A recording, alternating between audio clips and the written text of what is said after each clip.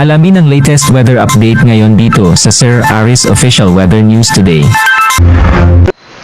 As of 4 in the afternoon po ay palapit ng palapit sa ating kalupaan, particularly sa Cagayan itong si Bagyong Krising at huling namataan, 135 kilometers na lamang po east-northeast of Tuguegarao City, Cagayan yung kanyang sentro.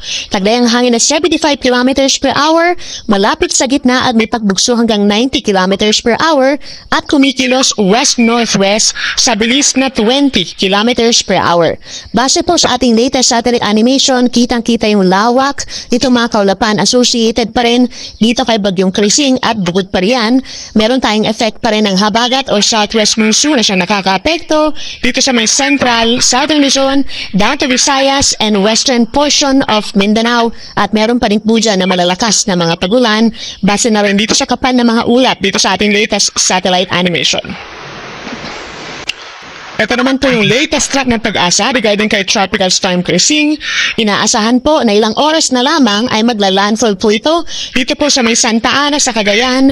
Early this evening, so around 6 to 8 p.m. possible na tumama or magkaroon ng pagdaan po sa coastal waters itong Santa Ana, Cagayan. And then afterwards, mamayang gabi hanggang hating gabi, ay inaasahang tatawidin naman po itong Babuyang Group of Islands sa may northern Cagayan. Bukas sa madaling araw hanggang bukas ng tanghali ay tatawid naman ang nasabing bagyo dito sa may northern portion ng West Philippine Sea at base sa ating latest track, lalabas ito ng ating Philippine Area of Responsibility bukas ng hapon with an estimated location as of 2 p.m. 325 kilometers po kanluran ng Basco, Batanes. Base sa ating latest track, mapapanatili nitong si Bagyong Krising ang tropical storm category.